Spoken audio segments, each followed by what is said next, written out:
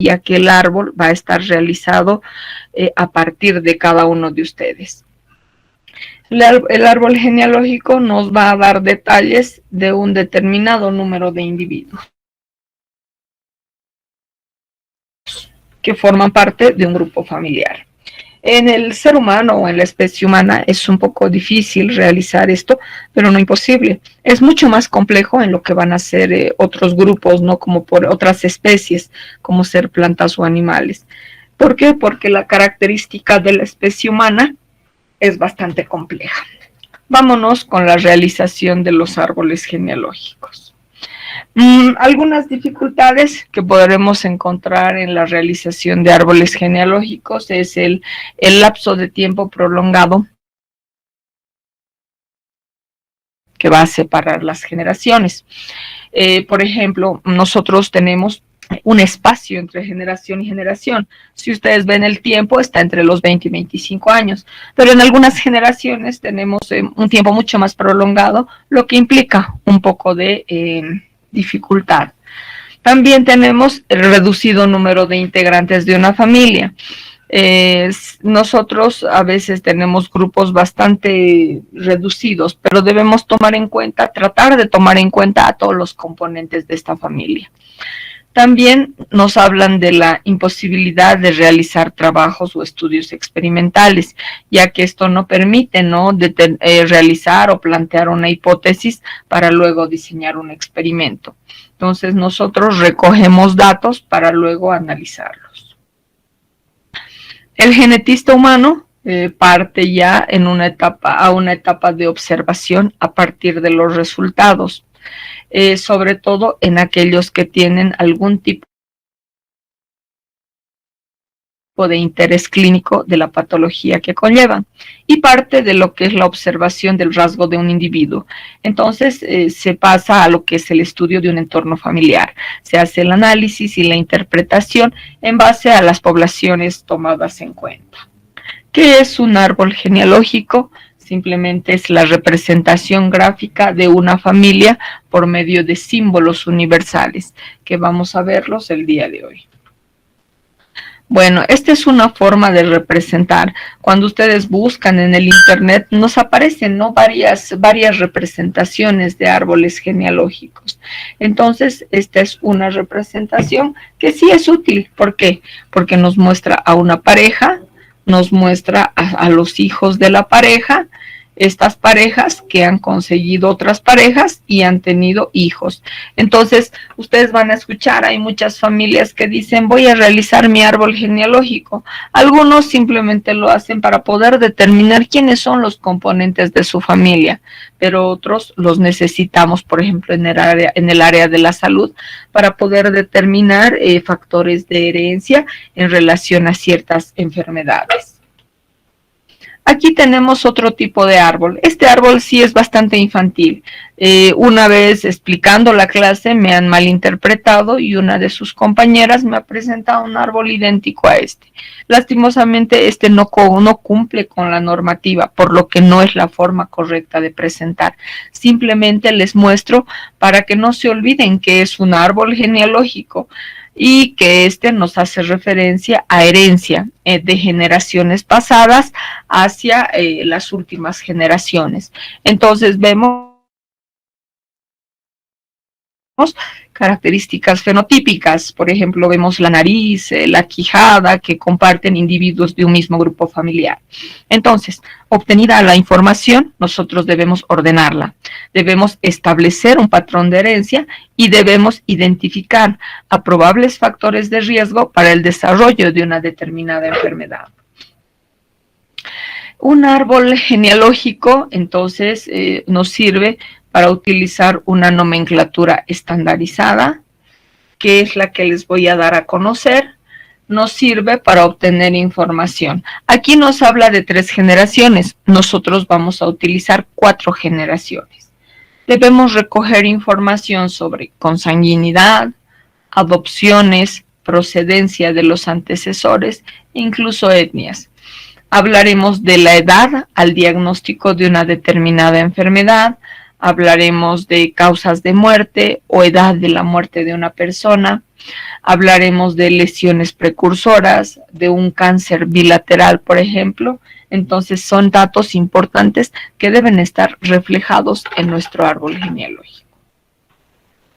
En el pedigrí o árbol genealógico, las diferentes generaciones van a estar representadas de inicio como una forma de ordenar por números romanos que van a estar a la izquierda.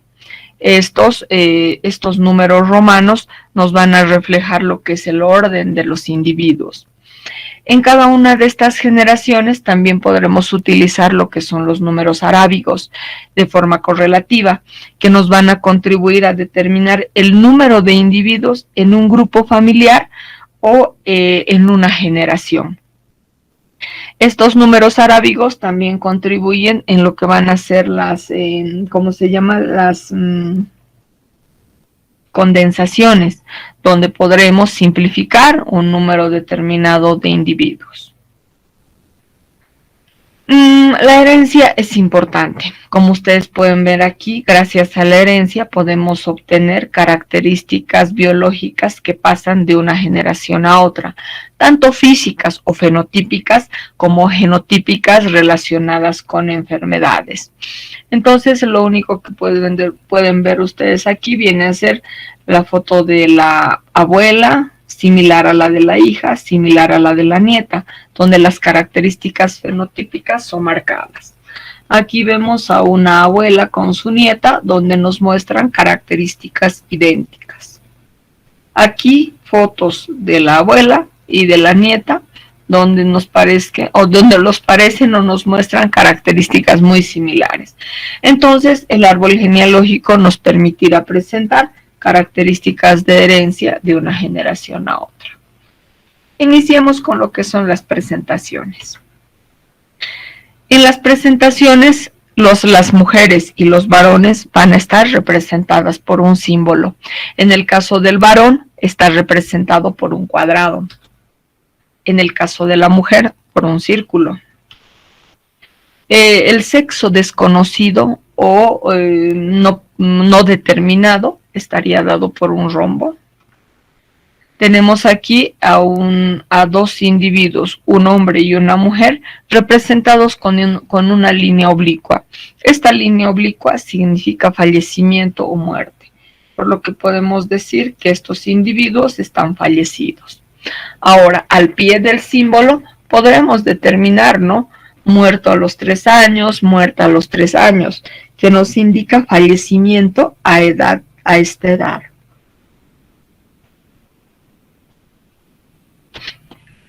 Tenemos aquí un recién nacido de sexo masculino, fallecido a los 28 días. Aquí tenemos un resumen, ¿no?, de los símbolos. Varón fallecido, mujer o hembra fallecida, persona de sexo no especificado. Aquí tenemos formas de representar gestación. Por ejemplo, tenemos una gestante que ya conozca el sexo prenatal, entonces hablamos de un embarazo de una mujercita, embarazo de un producto masculino. Aquí tenemos una de las formas de presentar a lo que es el aborto. Bueno, generalmente el símbolo que representa a un individuo que está enfermo se lo realiza con un rellenado de color. Nos hablan que de preferencia tendría que ser negro. Entonces aquí tenemos a dos individuos afectados o enfermos. Tenemos a un varón enfermo y a una mujer enferma.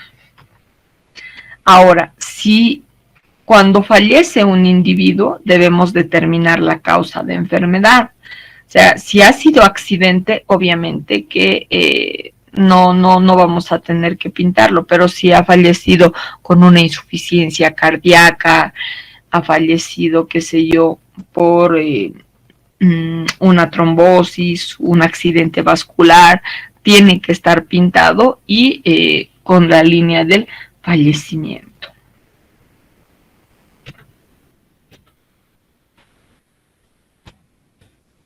Ya, tenemos entonces varios patrones para la realización de nuestro árbol genealógico. ustedes están viendo aquí al varón, a la representación del sexo masculino, representación del sexo femenino. Aquí tenemos el símbolo de la persona índice. ¿Quién es la persona índice? En este caso, ustedes son la persona índice, porque es a partir de cada uno de ustedes que se va a realizar un árbol genealógico. Entonces, tenemos formas de representar al propósitus del árbol, que en este caso son ustedes, donde aquí vemos una imagen con doble línea. ¿Qué significa? Que es a partir de este individuo que se va a realizar o se va a dibujar o esquematizar un árbol genealógico. Aquí tenemos fechas de nacimiento, donde nos hablan fechas de nacimiento o fechas de fallecimiento. O sea, si es importante para nuestro árbol, entonces las podremos mencionar. Aquí tenemos una imagen que nos especifica un individuo afectado. ¿Qué es un individuo afectado? Un individuo afectado es un individuo que presenta signos y síntomas. Por ejemplo, que un individuo tenga dolor articular, que tenga edema en las manos, nos hablaría de una artritis reumatoidea. Pero ¿en quiénes utilizamos este símbolo? En nuestros viejitos, ¿no? Que no les gusta ir al médico. Entonces no van al médico, no reciben ningún tratamiento, no tienen un diagnóstico establecido, pero sí tienen signos y síntomas de una enfermedad. Entonces en ellos se hace este tipo de representación.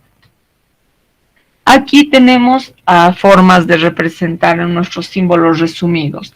Tenemos a una mujer afectada, tenemos a un varón afectado, tenemos a la representación de la herencia. Aquí tenemos a la representación de los heterocigóticos para un rasgo. En este caso estaríamos hablando de individuos portadores de una enfermedad. No desarrollan, pero sí tienen dentro de su material genético una enfermedad. Después aquí tenemos a una mujer, a las mujeres con un punteado negro. Estas nos van a representar a lo que son las portadoras de un rasgo. Las portadoras de un rasgo nos muestran, por ejemplo, a las que llevan enfermedades del cromosoma X. Por ejemplo, tenemos la hemofilia, el daltonismo, la distrofia muscular de Duchenne, donde las mujeres no enferman, simplemente los varones. Entonces, a las mujeres portadoras de esta caracterización se las puede pintar o dibujar de este modo. En casos de familias numerosas, podremos utilizar lo que es la condensación. ¿Qué es la condensación? Es cuando unimos a varios individuos en un determinado árbol, ya que ellos nos representan una repercusión en el análisis de nuestro árbol. Por ejemplo, digamos que tenemos una tía en España que se casó y tuvo 5 hijos varones, a los cuales no conocemos y no van a repercutir en las características que mencionemos en el árbol. Entonces podemos poner a la tía, su esposo y sus hijos de forma condensada así. Una imagen del sexo al que están representando y un número arábigo al medio que determine cuántos individuos están en ese grupo familiar.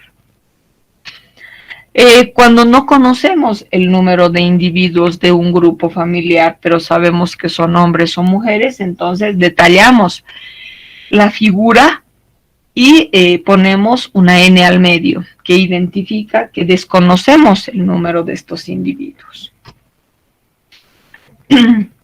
Los apareamientos. Cuando hablamos de apareamientos, hablamos de parejas. O sea, ¿qué queremos decir? Hombre o mujer que forman o que conforman una familia, ¿no? Entonces, estos apareamientos van a estar de este modo. Tenemos aquí al hombre y aquí a la mujer, ambos unidos o por una línea transversal. Perdón. Esto que está escrito aquí, quisiera que lo tomen en cuenta para que no tengan errores en la elaboración de sus árboles. El varón en una pareja siempre debe estar a la izquierda, porque es una norma. Entonces, cuidado, me hagan todo su árbol, lleguen a la última generación y se den cuenta que la familia de la mujer está a la derecha y la del varón a la izquierda y tengan que rehacer o les dé flojera. Eso quiere decir que su árbol ya no cumple con los requisitos y no merece la nota completa. Entonces, por favor, en todas las parejas, el hombre siempre tiene que estar a la izquierda. La progenie, ¿qué es la progenie? Los hijos que pueda tener esta pareja debe estar conectada por medio de líneas verticales y horizontales que nos reflejen que una pareja tiene hijos. Por ejemplo, aquí tenemos, ¿no?, a una pareja que nos muestra que tiene dos hijos, un varón y una mujer. Aquí tenemos una familia que nos muestra padres y con una hija y un hijo. Aquí tenemos una pareja que no tiene hijos. Entonces las parejas deben representar o hijos o no hijos. Por ejemplo, esta pareja sin descendencia, independientemente de la causa, puede ser que esta pareja no quiera tener hijos todavía, que no pueda tener hijos o que por alguna otra razón hasta el momento sean recién casados, no tienen hijos, entonces los reflejamos de ese modo. Es una pareja sin descendencia. Aquí tenemos una forma de representación de descendencia ilegítima. Lastimosamente en el árbol debemos representar así. ¿Cómo es una descendencia o una pareja ilegítima? Este punteado se lo utiliza para parejas que viven juntas pero sin estar casadas. Nosotros en Bolivia se los denominamos como los concubinos y en el Perú me han dicho que los llaman, ¿cómo los llaman? ¿Cómo los llaman en el Perú a los que viven sin estar casados? Convivientes, creo, ¿no? Sí, doctora, convivientes. Ya. Muy bien. Entonces, es una forma de representar. Pero, por ejemplo, en Bolivia, cuando una pareja que no está casada ya vive más de 2 años, por ley, esta pareja ya es casada. Entonces, digamos que solamente podrán representar a los que conviven menos de 2 años. Pero a los que conviven más de 2 años ya se considera como una unión legítima. Y como ustedes ven, producto de estas relaciones, también tenemos a una hija que es considerada ilegítima. ¿En qué situaciones se utiliza este punteado? También se utiliza en las parejas de hombres o mujeres casadas que tienen parejas extramatrimoniales con las cuales han tenido descendencia. Entonces también nos sirve para representar a estas situaciones. Entonces aquí hay formas. El trazado de las líneas depende de ustedes, pero las líneas de unión no deben presentarnos confusión. Por ejemplo, cuando ustedes me van a mostrar varias parejas, a veces las líneas se entrecruzan y confunden. Por eso es que yo les recomiendo que utilicen la línea transversal y la línea vertical para la representación. Pero si ustedes creen que esta es la forma correcta, entonces también pueden representarla así. Por ejemplo, aquí nos hablan una pareja que no está casada.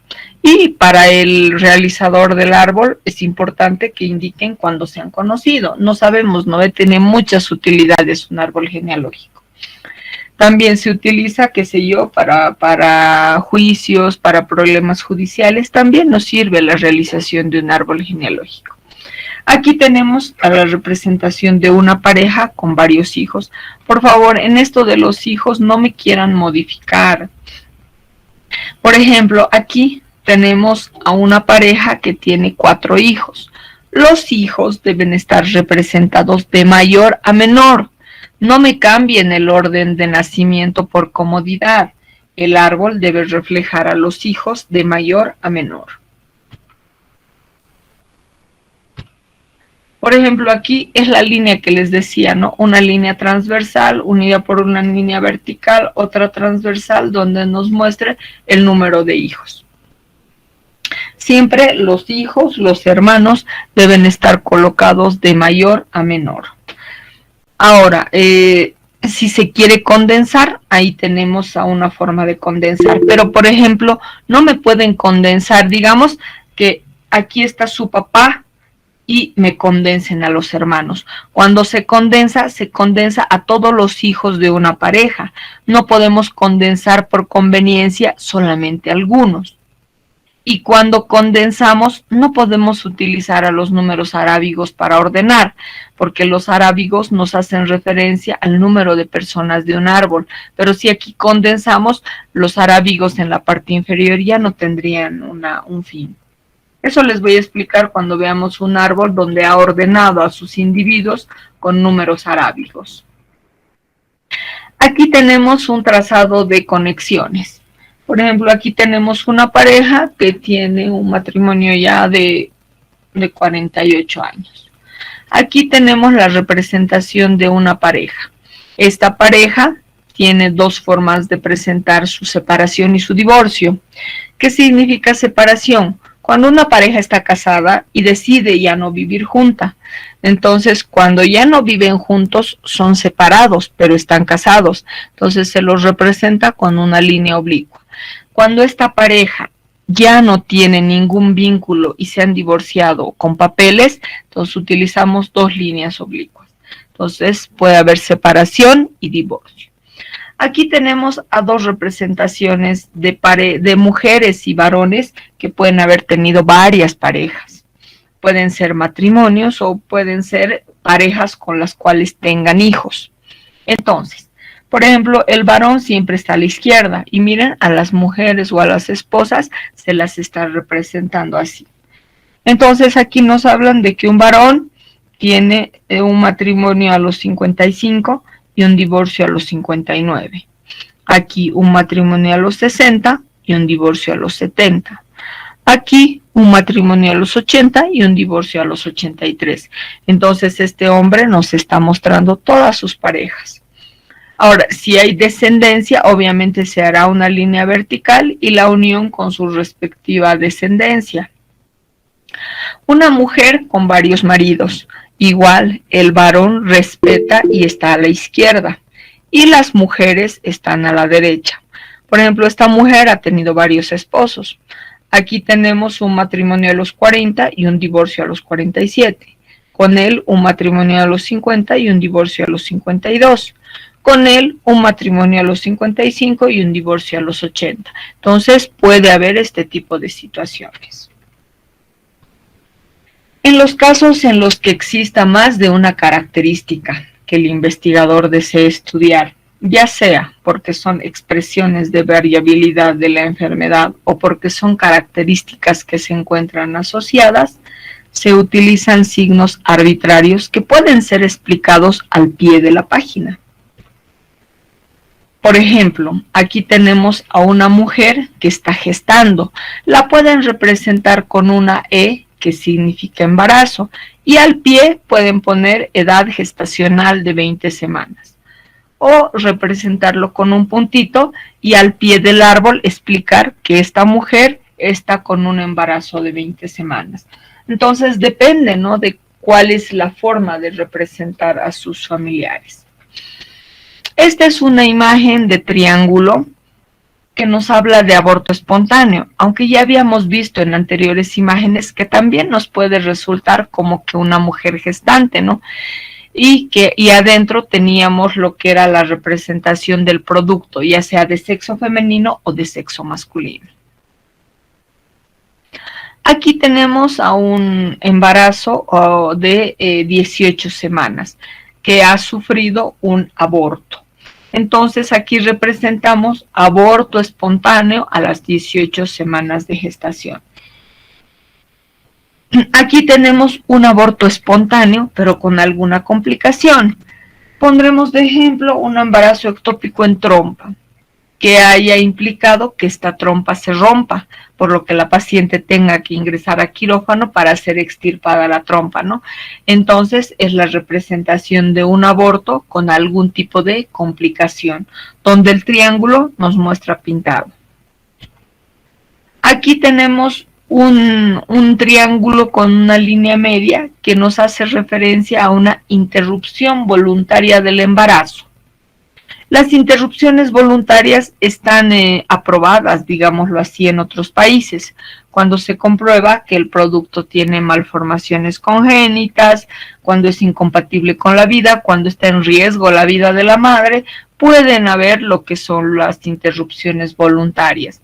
Ahora, las interrupciones voluntarias del embarazo de forma ilegal, bien difícil que consigan datos o información, ¿no? Entonces, pero se las puede representar de este modo. Bueno, entonces aquí tenemos otros símbolos que también nos pueden ayudar, ¿no? a determinar características relacionadas con embarazo, aborto o parto. Entonces hemos visto que o representamos a la mujer con una E al medio que significa gestación, o podemos representarla con un triángulo. Aquí tenemos la imagen de un producto muerto. Entonces hablamos de un varón feto muerto o mujer feto muerto. Aquí tenemos la imagen de un aborto que hace rato ya habíamos visto, no puede ser o una figura ovalada o una circular. Aquí tenemos a lo que es un aborto inducido. Entonces ustedes pueden ver esta forma de presentación. Aquí tenemos a los gemelos. Nosotros conocemos por embriología que hay los gemelos monocigóticos y los disigóticos. En esta imagen nosotros vemos simplemente a una representación de gemelos.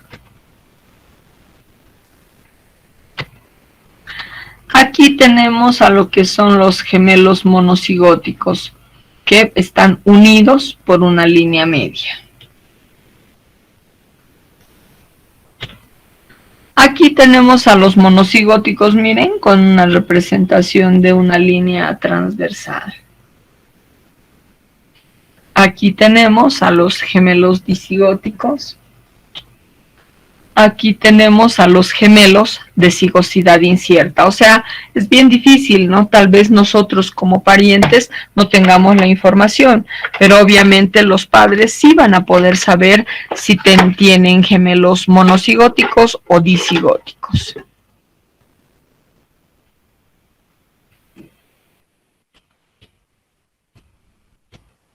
Ya. Entonces aquí vemos el trazado de estructuras, el trazado de la estructura familiar y sus formas de conexión. Tenemos aquí una pareja que ha decidido adoptar a un hijo. Por ejemplo, aquí tenemos a un hijo adoptado. Por si acaso, si tengo estudiantes adoptados, igual tienen que hacer. En el otro grupo me han venido con que porque son adoptados ya no tienen que hacer árboles. No. Aunque seas adoptado, tu obligación es realizar un árbol genealógico de tu entorno familiar, porque no porque sean adoptados pasan a no realizar árboles, ¿no? Entonces, aunque sean adoptados, igual tienen que realizarme. Y lo único que va a variar es que en la representación de ustedes va a haber un punteado. Aquí tenemos la representación de los disigóticos y aquí tenemos de los monocigóticos, que nos muestran uniones, ¿no? Y estas uniones son las que nos reflejan monocigosis.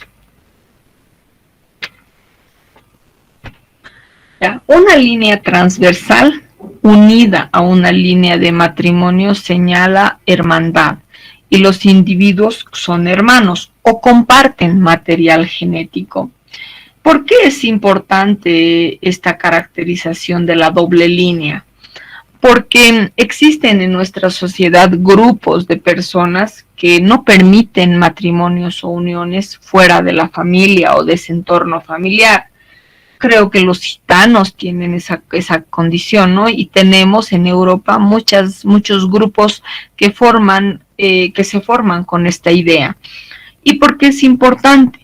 Porque estos comparten material genético, por lo que se hacen susceptibles a enfermedades, entre ellas malformaciones congénitas o retrasos mentales que vendrían a ser la principal causa en estas parejas. Por eso es necesario que se represente a estos individuos con esta doble línea. Aquí tenemos múltiples parejas. Es una forma representativa, pero en la anterior imagen nos hablan del cumplimiento de la norma, de que el varón siempre debe estar a la izquierda. Entonces, si tuvieran alguna dificultad en la representación, podemos utilizarla. Les voy a aceptar esta forma, pero es mejor seguir la normativa. Aquí tenemos la representación de una pareja sin hijos. O sea, si ustedes me representan a una pareja, si no tiene hijos, debe estar con esta representación. Aquí tenemos a una pareja que tiene un hijo, pero ha decidido adoptar una hija. Entonces, la línea punteada nos hace referencia a eso. Aquí tenemos una imagen que nos refleja separación. Aquí tenemos una imagen que nos muestra divorcio, ya con papeles. Y aquí no tenemos el resumen. Unión de pareja o matrimonio. Dos líneas, aquí no se olviden que es divorcio.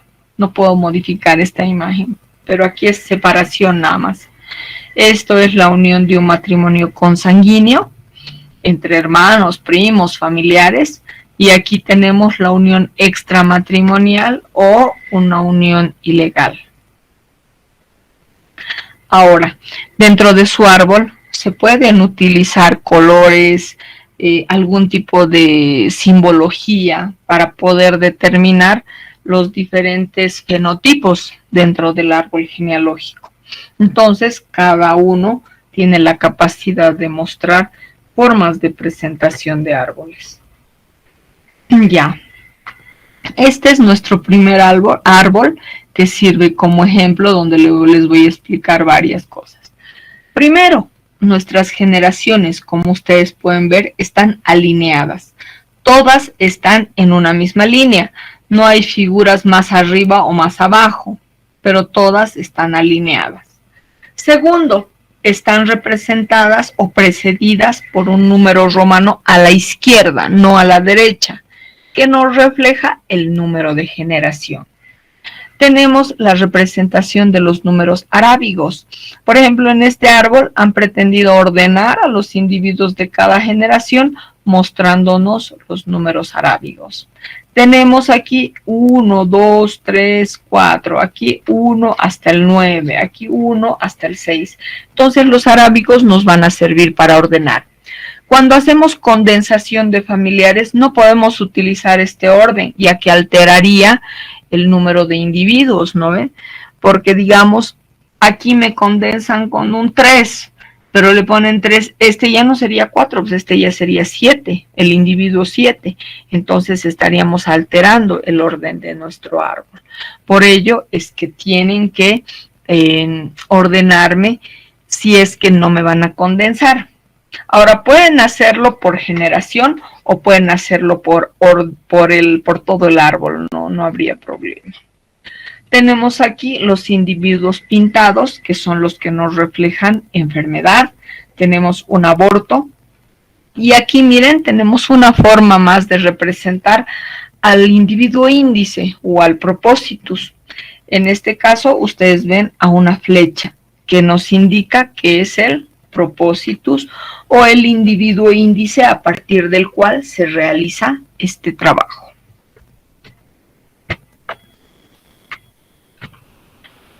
Bueno, entonces hasta aquí yo les he mostrado cómo se realiza un árbol genealógico.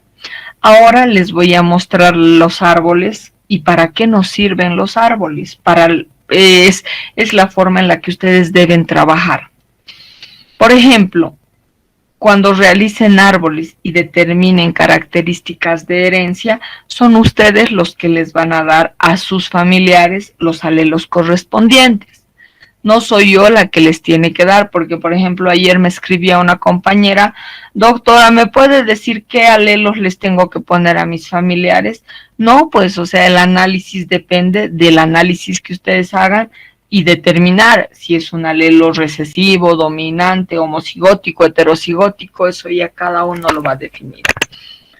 Aquí Los árboles que les voy a presentar a partir de ahora, no todos cumplen la normativa, así que no se confundan, porque ayer un joven me decía, doctora, usted nos ha enseñado de un modo, pero los árboles que nos está mostrando muestran otra disposición.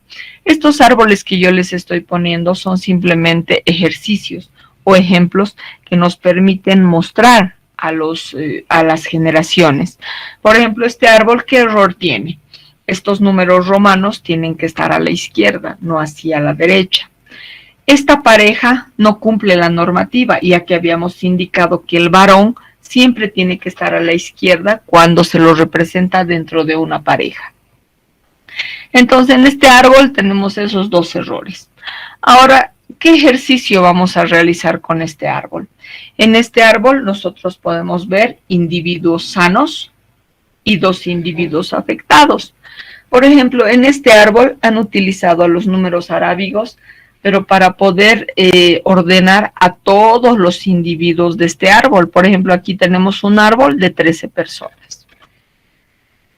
Aquí tenemos un problema. Por ejemplo, tenemos aquí a una pareja, que es el 7 y el 8, que tienen una hija enferma, que es el individuo 12.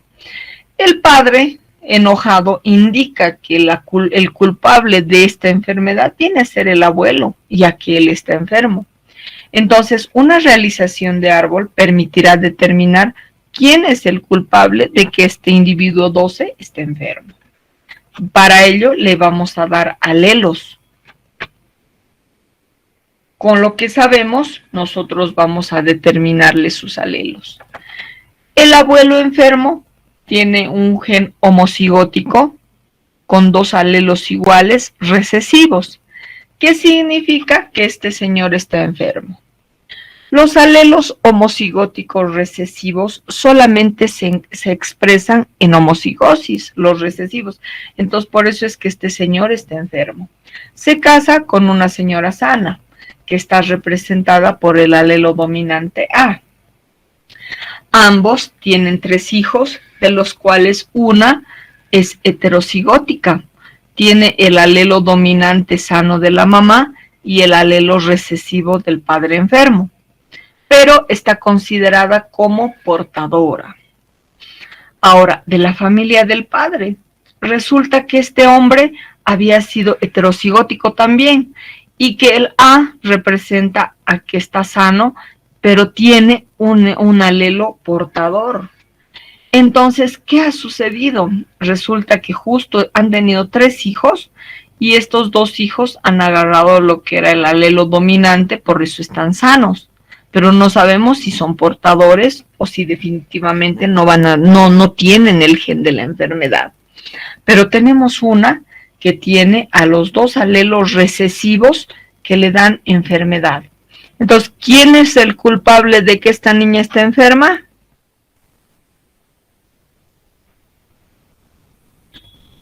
Jóvenes, ¿no? ¿Quién?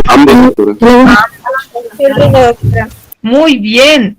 Entonces, los alelos de esta niña enferma provienen de ambos progenitores, por lo que el abuelo no había sido el culpable, sino el padre y la madre. Entonces, ese es el análisis que le deben dar a sus análisis de árbol genealógico. Este es el entrecruzamiento que se realiza para poder determinar que la niña está enferma por los alelos recesivos de ambos progenitores.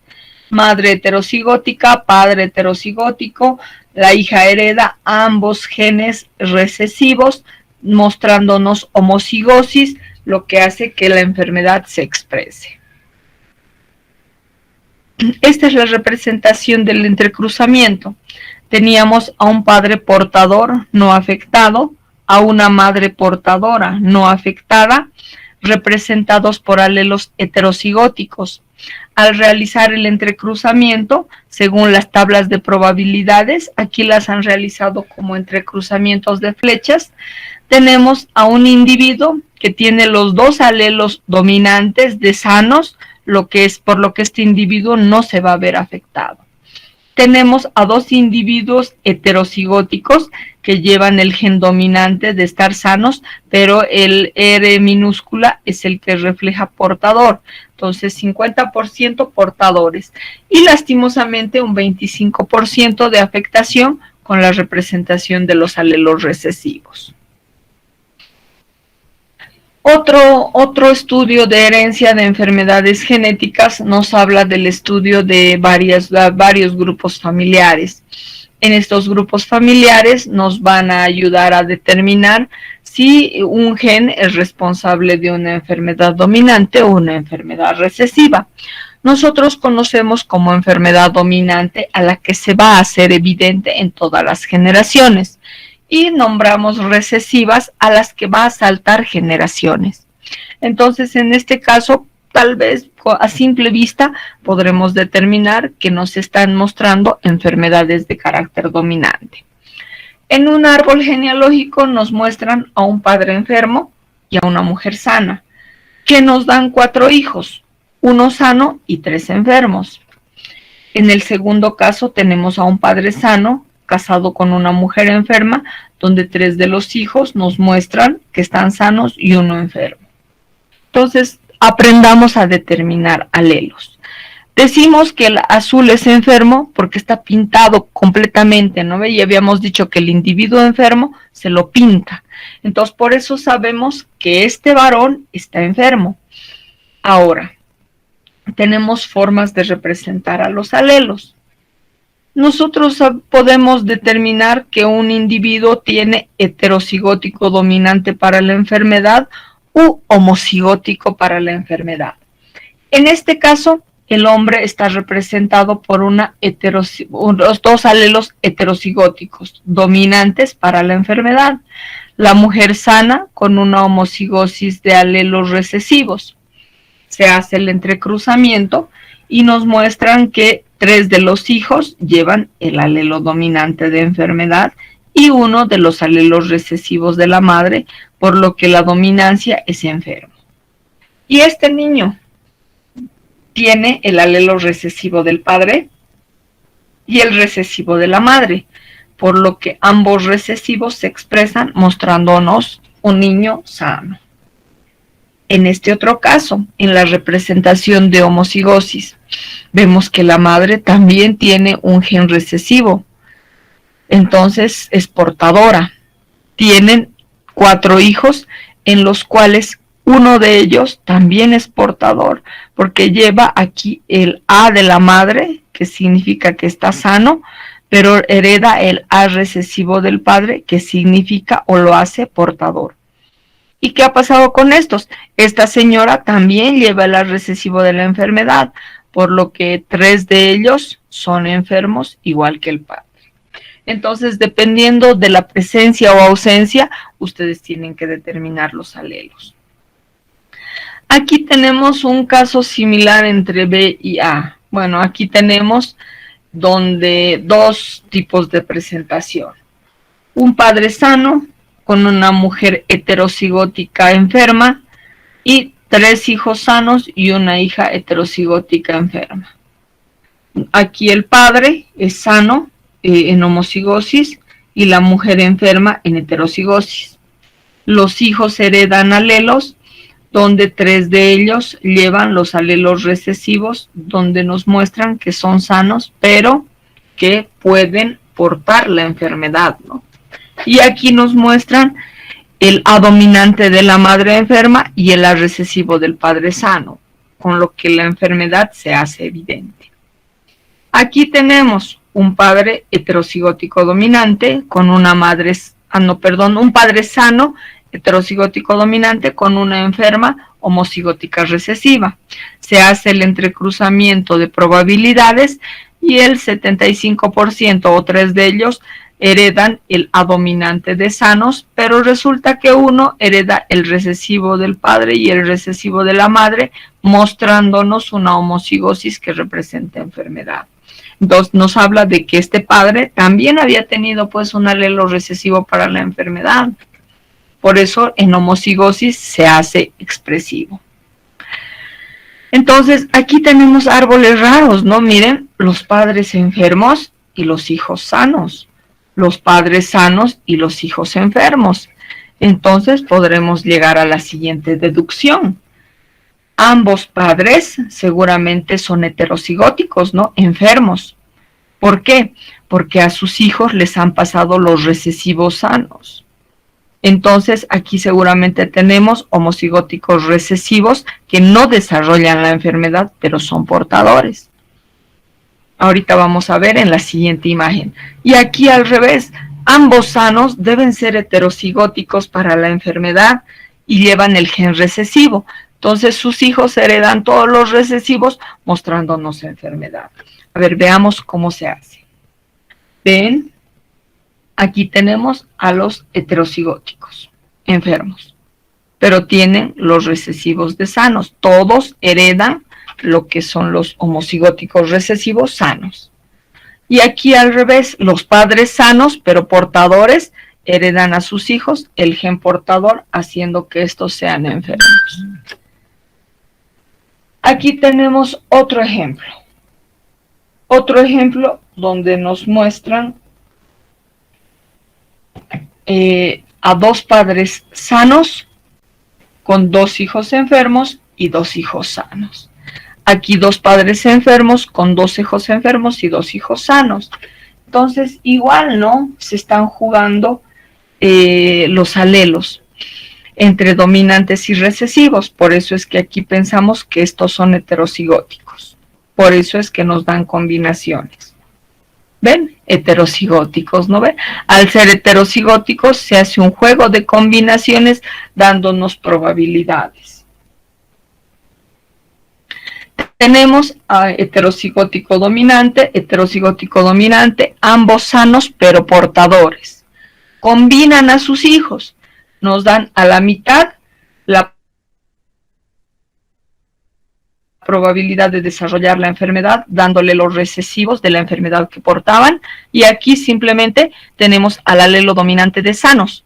Podremos ponerle aquí otro alelo dominante, tal vez han heredado el otro dominante de la madre y este no va a desarrollar la enfermedad, o tal vez ha heredado lo que es el recesivo y tenemos que son portadores, entonces no sabemos, por eso es que están con una línea de incierto.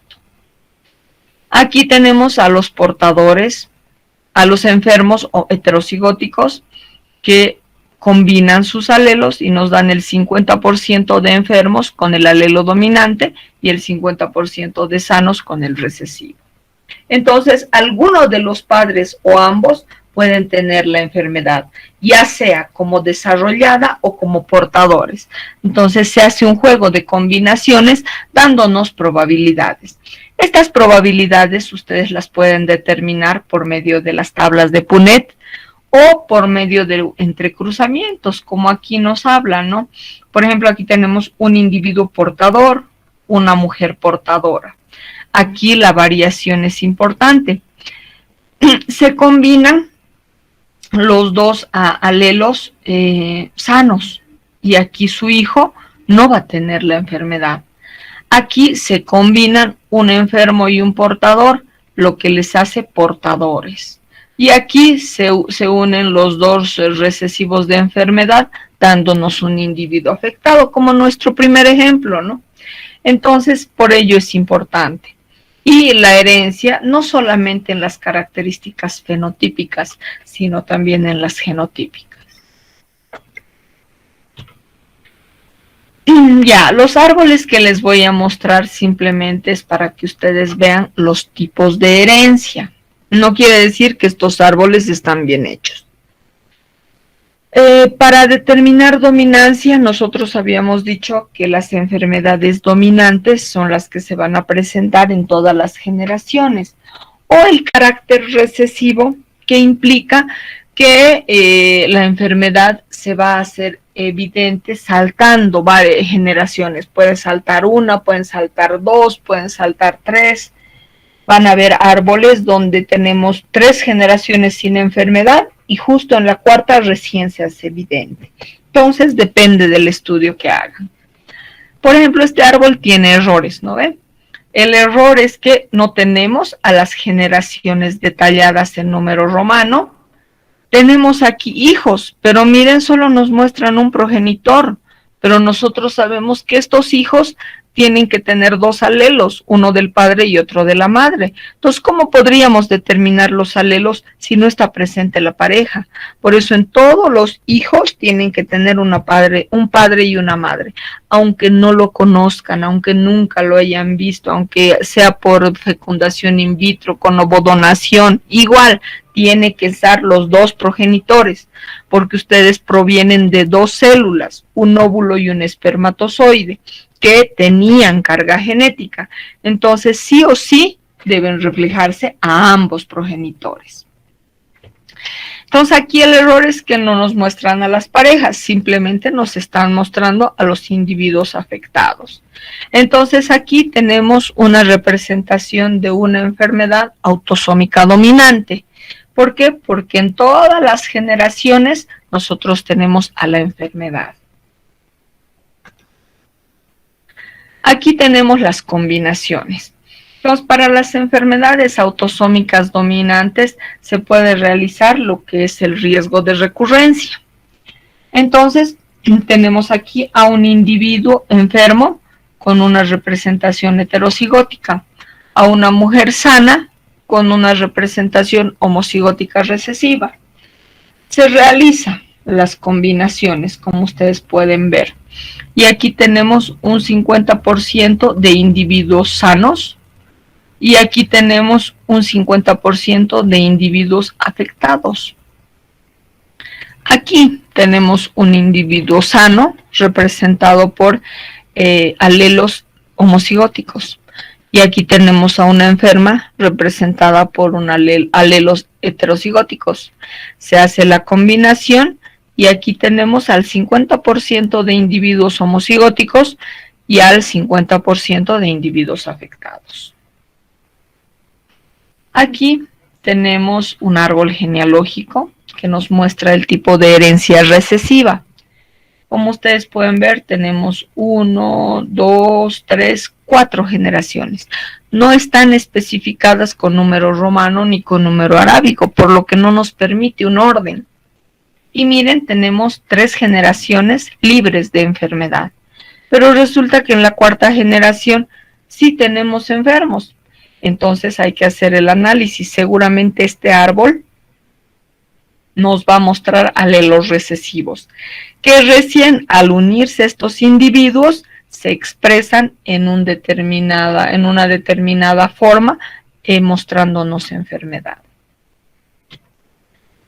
Entonces, ¿qué se hace en las combinaciones para la herencia autosómica recesiva? Este individuo, como ustedes ven, ¿se acuerdan? Es portador. Esta mujer es sana. Entonces, este individuo está representado por un heterocigótico que lleva el alelo recesivo de portador y esta mujer es sana con un homocigótico dominante.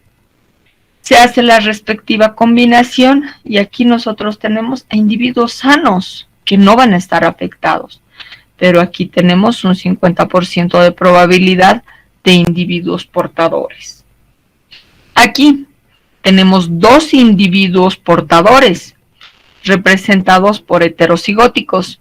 Entonces se hace la combinación y nos muestran que el 25% de probabilidades de que el individuo esté sano y no tenga afectación. Un 50% de combinación nos habla de heterocigóticos que tienen como portadores y un 25% que nos hablan de la expresión en homocigosis mostrándonos un individuo afectado. Aquí otra forma de representación. Tenemos un portador y una enferma. El portador está representado por una imagen heterocigótica y la mujer está representada por recesivos iguales, homocigóticos. Se hace la combinación y ustedes tienen aquí a portadores, miren, 2 portadores, o sea, llevan la enfermedad. pero aquí tenemos a 2 recesivos que pueden dar lugar a la enfermedad. Entonces, es un juego de alelos y combinaciones que nos van a determinar la presencia o no de una determinada enfermedad. Aquí tenemos un árbol genealógico que nos está mostrando la herencia ligada al cromosoma X. Entonces, como ustedes pueden ver, tenemos a una mujer, bueno, a varias mujeres de la familia como portadoras de una alteración o de una enfermedad ligada al cromosoma X. Entonces, al ver esta imagen, nosotros vemos que las mujeres solo son portadoras y los varones vienen a ser los enfermos. Aquí tenemos la enfermedad ligada al cromosoma X, pero con afectación de la madre, porque miren, la mamá también desarrolla la enfermedad. Entonces tenemos una enfermedad ligada al cromosoma X que nos está hablando de que pueden desarrollar tanto las mujeres como los varones. Aquí ustedes pueden ver a la ligada al cromosoma X. Tenemos un varón sano, una mujer portadora, que al combinarse nos va a dar 50% de afectados y 50% de sanos. Aquí tenemos un hombre portador del cromosoma X afectado y una mujer sana. Igual se hacen las combinaciones y tenemos el 50% de probabilidades de afectadas y el 50% de sanas. Aquí tenemos una enfermedad ligada al cromosoma X. Es simplemente un ejemplo, porque miren, en este árbol no tenemos a la representación de el número romano que preceda a lo que son las generaciones, ¿no? Y tenemos entonces lo que es la representación de puro hombres sanos. Las enfermedades relacionadas al cromosoma Y son bastante limitadas. Se refieren, por ejemplo, a características fenotípicas, por ejemplo, a la hipertricosis, a implantar o a enfermedades relacionadas con reproducción. Pero si, digamos, este árbol nos representara una enfermedad de herencia, este hombre no tendría generación, ¿no? Porque ¿qué alteraciones se nos representan? Por ejemplo, la azospermia, o disminuyendo la calidad de los espermatozoides con dificultad para la fecundación. Entonces, son distintas formas que nos muestran las afectaciones. Estos árboles entonces nos sirven para determinar tipos de herencia poligénica o multifactorial, o sea, que van a llevar en los genes, pero que van a tener un contacto con factores medioambientales que van a contribuir a lo que es la presencia de ciertos rasgos. Aquí tenemos, por ejemplo, un árbol que nos está mostrando enfermedades mitocondriales. ¿Qué error tiene este árbol? Bueno, tiene varios errores. Uno, estas líneas están por demás, ¿no? Porque si querían representar a una generación, esta debería estar aquí, un padre y una madre que ha tenido 2 hijos, pero simplemente me han hecho una línea que no significa nada. Otro error, aquí tenemos hijos, pero con un solo progenitor.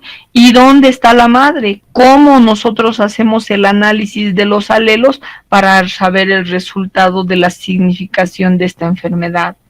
Entonces, simplemente en este árbol nos están mostrando individuos afectados con enfermedades mitocondriales.